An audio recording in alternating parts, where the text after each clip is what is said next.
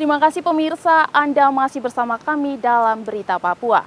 Bagi Anda yang baru bergabung, kami akan sajikan kembali 3 berita utama hari ini.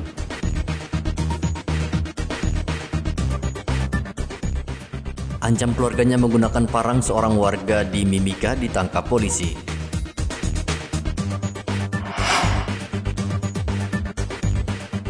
Seorang guru di SMP Negeri 2 Merauke tertular COVID-19.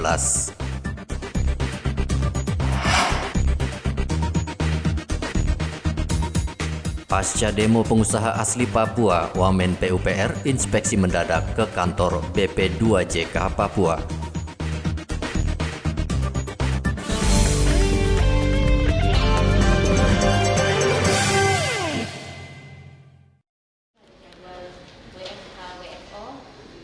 Wakil Menteri Pekerjaan Umum dan Perumahan Rakyat, John Wempi Wetipo melakukan inspeksi mendadak ke kantor Balai Pelaksana Pemilihan Jasa Konstruksi Papua, Senin siang kemarin. Kedatangan Wamen untuk mengecek sejumlah laporan tentang lambatnya proses lelang yang bahkan bisa berbulan-bulan. Selain mengecek kinerja anak buahnya, Wamen juga menanyakan masalah hukum yang dihadapi Kepala Balai di Kejaksaan Tinggi Papua. Itu jadi catatan buat kita juga untuk evaluasi ke depan. Nah, saya berharap memang aspirasi ini harus dari bawah. Katakanlah kelompok pengusaha asli Papua harus menyampaikan hal ini kepada pemerintah pusat, dalam hal ini Bapak Presiden, ya, untuk merevisi kembali kebijakan Bapak Presiden keberpihakan terhadap OAP dengan nilai 2,5 itu terlalu kecil, sehingga kami meminta untuk kasih naik katakanlah 10 miliar, itu bisa. Kalau saya ini kan eksekutor yang diberi kepercayaan oleh Bapak Presiden untuk kita melaksanakan programnya Pak Presiden begitu. Jadi kalau saya yang bicara kan ini kan sangat tidak mungkin begitu. Tapi ini kan aspirasinya kan mesti dari bawah, dari pengusaha, Gapensi, ya katakanlah KAP dan seterusnya. Ini yang menyampaikan aspirasi ini supaya aspirasi ini kemudian didengar oleh wakil rakyat, kemudian pemerintah provinsi, lalu disampaikan kepada pemerintah pusat, sehingga dalam proses ini ke depan akan jauh lebih baik. Menderita di atas tanah kami, terluntar-luntar, terlantar dari pintu ke pintu. Orang Papua itu penantian yang tak pasti. Bapak tombak lagi dari pintu ke pintu. Hari ini saya mau kasih tahu, Tuhan suruh saya datang. Salat Bapak, kami dari pintu ke pintu. Bagaimana caranya kamu ke satu pagi untuk kami orang Papua fight? Tidak pernah ada 50 juta dibawa untuk apa Bapak 50 juta itu? Dana datang ke negeri itu dengan miliar-miliar. 10 juta saja Pak. Semua dana yang turun untuk orang Papua. Wempi juga meminta Kepala Balai memberdayakan pengusaha orang asli Papua dalam pekerjaan konstruksi sesuai Peraturan Presiden Nomor 27 Tahun 2020. Rian Tonai melaporkan dari Kota Jayapura, Papua.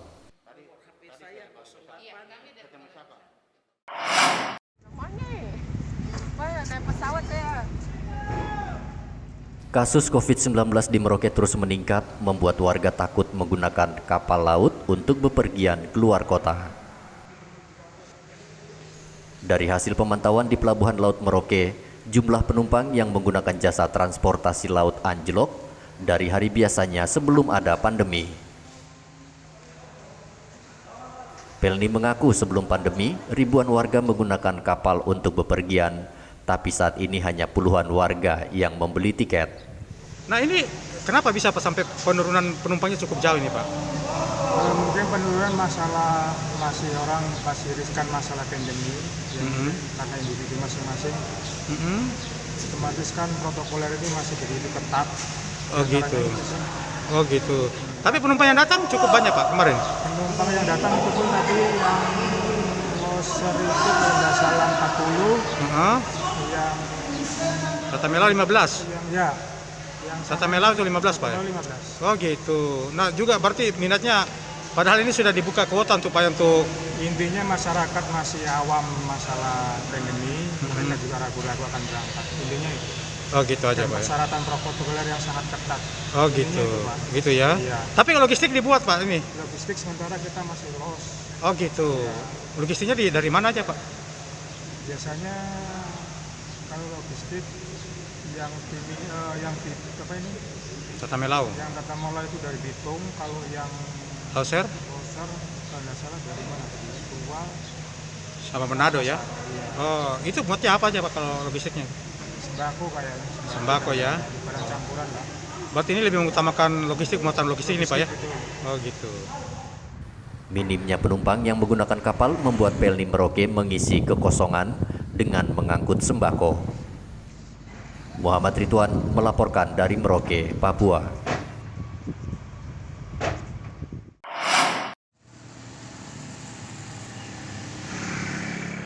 KPU Merauke hanya mengizinkan pasangan calon bupati dan wakil bupati Merauke memasang baliho di 7 distrik.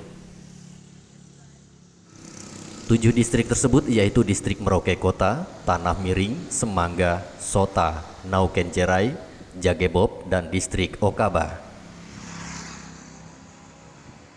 Anggota KPU Merauke Muhar Gebse mengatakan jika ada paslon yang melanggar aturan pemasangan baliho akan langsung dicopot Bawaslu.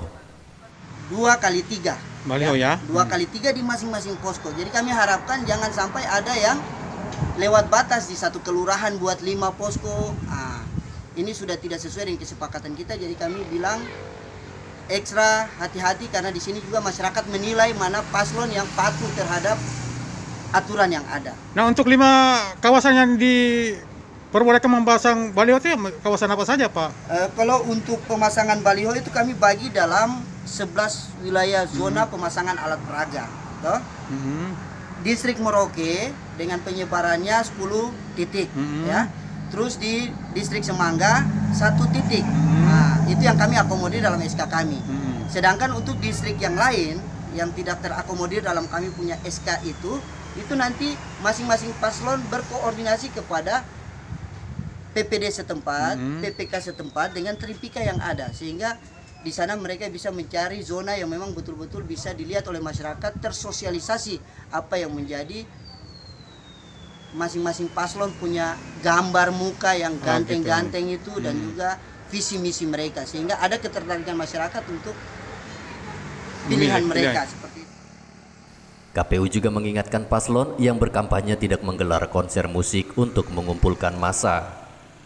Sesuai aturan PKPU nomor 10 tahun 2020, paslon hanya diizinkan mengumpulkan 50 orang setiap kali berkampanye. Muhammad Ridwan melaporkan dari Merauke, Papua.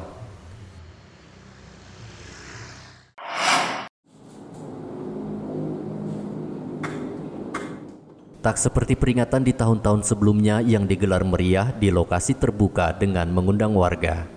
Kali ini peringatan hari ulang tahun ke-75 TNI digelar secara virtual di Istana Negara.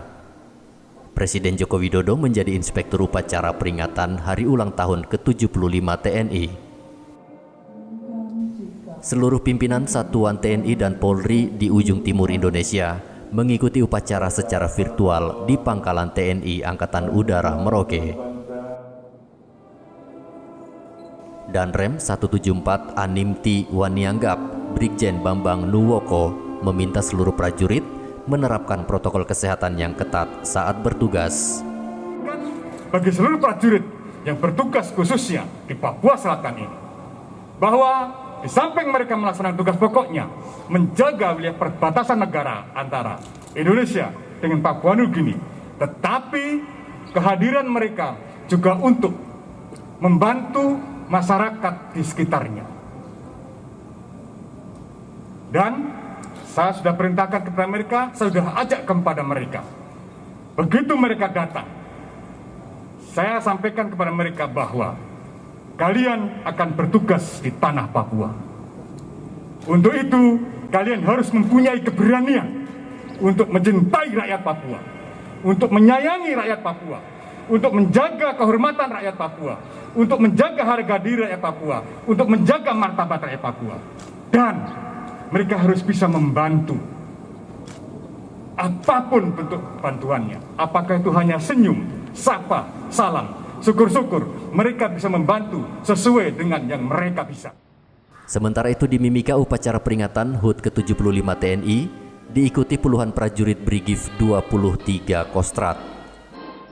Asisten Operasi Kogab Wilhan 3 Brigjen Suswatyo berharap prajurit yang bertugas di Papua mampu menyesuaikan diri dengan adat istiadat masyarakat setempat dan bersama-sama warga membangun Papua mandiri dan sejahtera. Kita semuanya sudah memberikan sumbangsih kita semaksimal mungkin. Kita sudah menggelar kegiatan-kegiatan pasukan, baik itu untuk pasukan darat, ya kita di sini sudah menggelar PAM pengamanan daerah rawan, kemudian pengamanan perbatasan, pengamanan tugas-tugas pulau terluar. Demikian juga untuk perbatasan udara dan laut, itu menjadi tanggung jawab kami selaku Kogab Wilhan 3 di sini. Sebelum upacara berlangsung, Kapolres Mimika memberi kejutan pada personil Brigif 23 Kostrat Mimika. Kue ulang tahun berukuran besar sengaja dibawa polisi ke markas Brigif Mimika.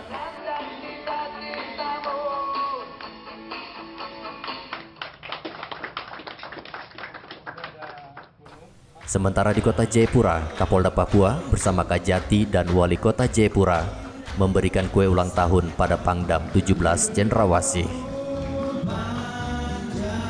Pangdam berharap di HUT ke-75 TNI dan Polri semakin solid bersama rakyat untuk membangun Papua menjadi semakin aman, damai, dan sejahtera. Tim Liputan melaporkan dari Mimika, Merauke, dan Jayapura.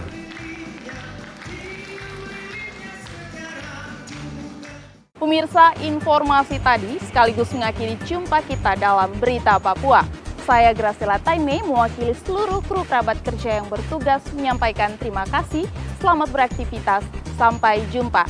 Wanyambe.